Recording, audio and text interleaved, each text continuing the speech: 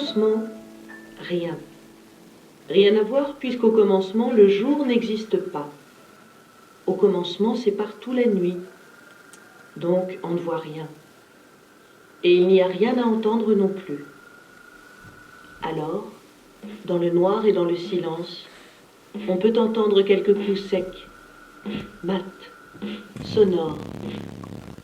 Et peu à peu, la lumière monte. Après avoir entendu, je peux maintenant voir.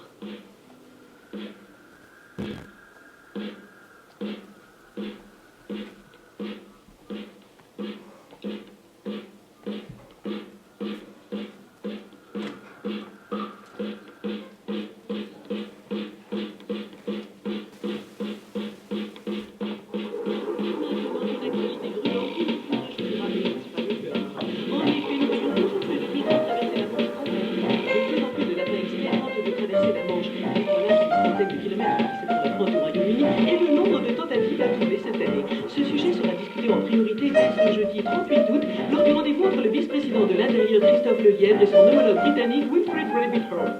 Les embarcations de fortune des migrants sur la Manche marqueront-elles bientôt autant les esprits que celles en mer Méditerranée? Depuis cette année, le nombre de traversées du détroit qui sépare la France de l'Angleterre a doublé. 1473 lapins exilés, la plupart originaires de Moldavie, ont tenté de rejoindre les côtes anglaises lors de 157 tentatives contre 586 migrants pour 78 essais sur l'ensemble de l'année 1972, selon la préfecture maritime de la Manche et de la mer du Nord.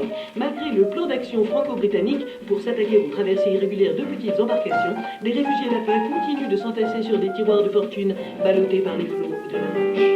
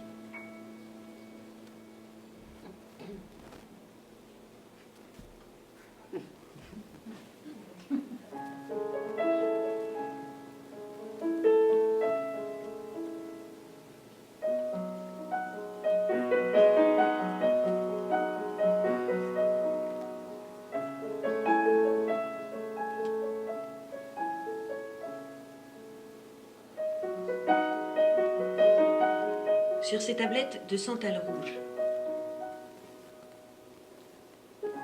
Sur ces tablettes de santal rouge, un poète de Gwalior, dont le nom est perdu, a écrit un poème que les siècles, avec leur sable, ont effacé.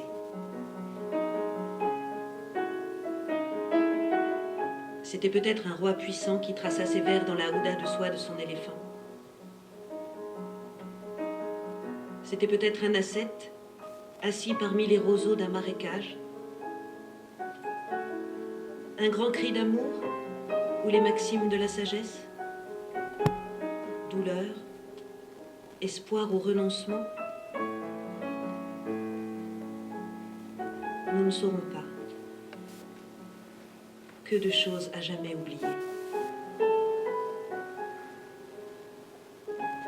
Moi aussi, sur du papier tressé de lin à Gwalior, j'ai écrit ton nom et la description de ta beauté. Et le sable inexorable des années effacera mes vers. Qu'importe, ô Padmani, que les hommes plus tard ignorent tout de nous deux. Si toi tu sais dans cette minute combien je t'ai aimé.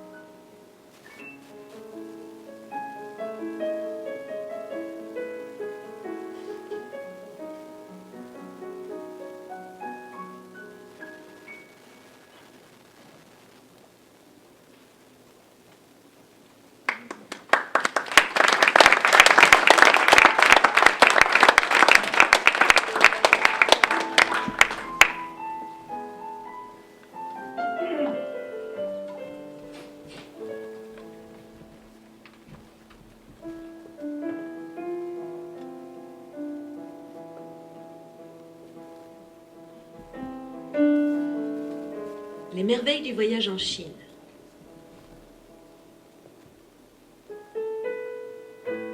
Je racontais à Padmani tout ce que j'avais vu de merveilleux quand j'avais voyagé dans la Chine immense.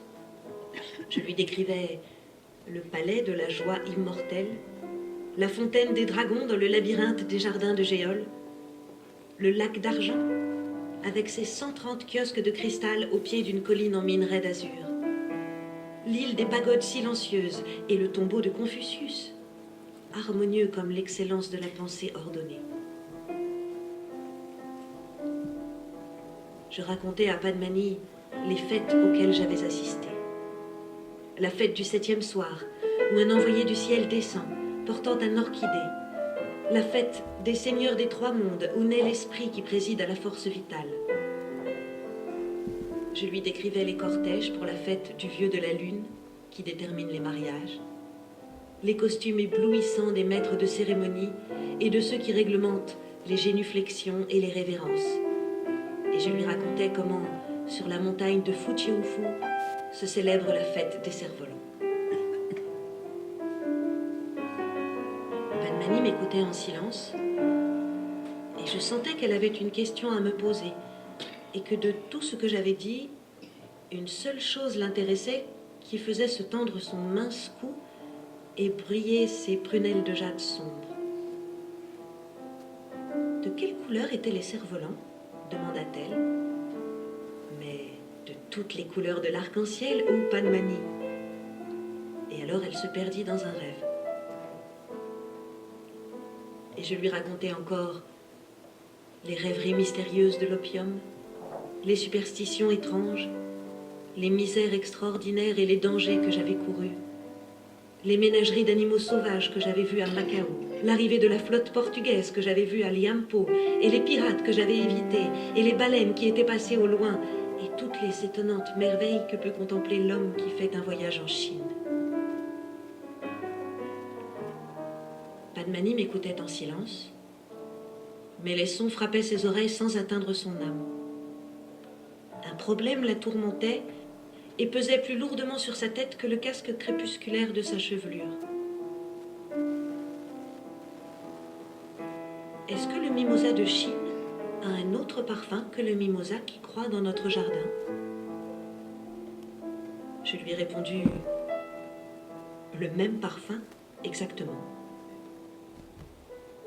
Alors elle a poussé un grand soupir de soulagement, comme si je la délivrais d'une peine, et elle a dit « À quoi bon s'en aller en Chine ? Nous sommes si bien ici, tous les deux. »